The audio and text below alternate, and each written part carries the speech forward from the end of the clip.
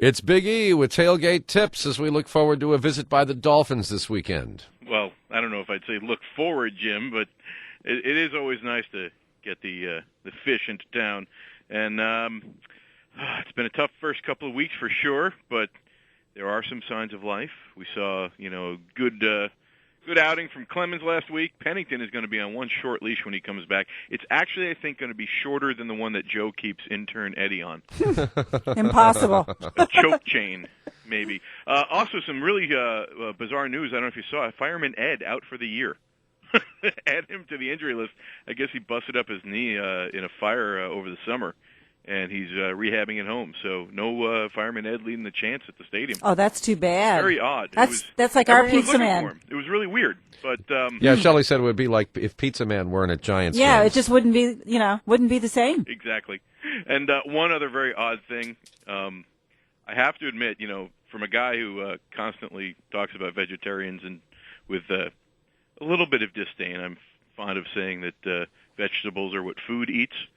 If you've seen the Alicia Silverstone naked PETA ad, I did reconsider for a split second because she is promoting the vegan lifestyle and she's completely nude. Completely? So, completely. I thought she's covering everything. Where do you see this ad? Well, yes, it's covered, but there's nothing on. She's covering with a hand. Where do you see this ad?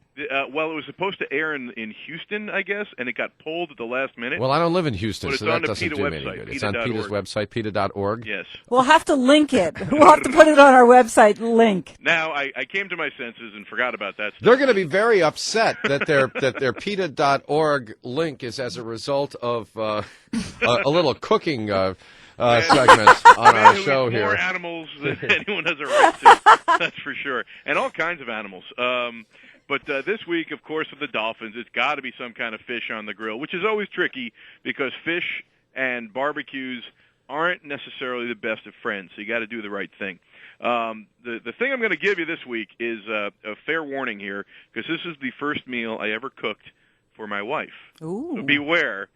You may wind up in a situation that you're not exactly prepared for. Well, your wife is still with you, so yes, she is. It couldn't have been bad. No, for me it was fine. For other people, maybe not so fine. Depends on who you make it for, doesn't it? What we're doing is some swordfish, grilled swordfish. It is one of those nice, meaty, steaky fishes that kind of really holds together and is suited perfectly for a grill. Swordfish, tuna, those big, thick, heavy-duty fishes are good things to put on a grill. Well, swordfish you can order in a steakhouse without being embarrassed. Absolutely. And it's really delicious. What we're going to do here, you're going to get some nice swordfish steaks. Now, I have had really good luck going and getting, like, the frozen steak at Costco in the freezer section, because often that winds up being fresher than the quote-unquote fresh fish you'd buy at a store if it's a fish that isn't local. Interesting. Now, swordfish does get fished in the North Atlantic, so you can buy this one fresh. But, like, if you were going and buying salmon steaks and you're buying fresh ones, well, guess what? Somewhere along the line they weren't fresh.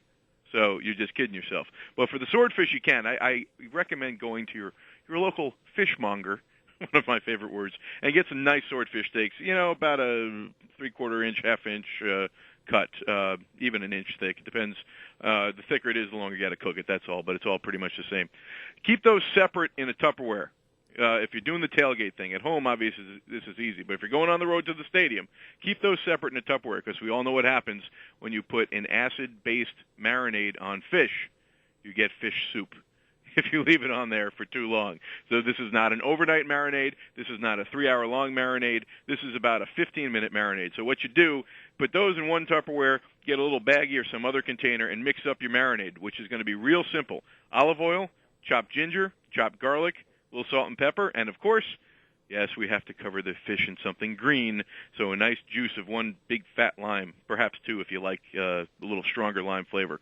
Now, when you get to the stadium, when you're warming up your grill, dump that on the fish and let it sit there for about 15 minutes, up to 30 minutes at the most. But beyond that, it is going to get mush. Take the thing out. You're put it right on the grill, 3 to 4 minutes on each side, and you are good to go. It is the simplest and most delicious recipe you will ever do. Very simple. And don't forget, on your way to the stadium, stop by Dunkin' Donuts and get your tailgate combo with the Box of Joe with the New York Jets logo on it. It's awesome. So come on, Jets. Pick it up. Jets, Jets, Jets, Jets. Let's go. Okay, thanks a lot.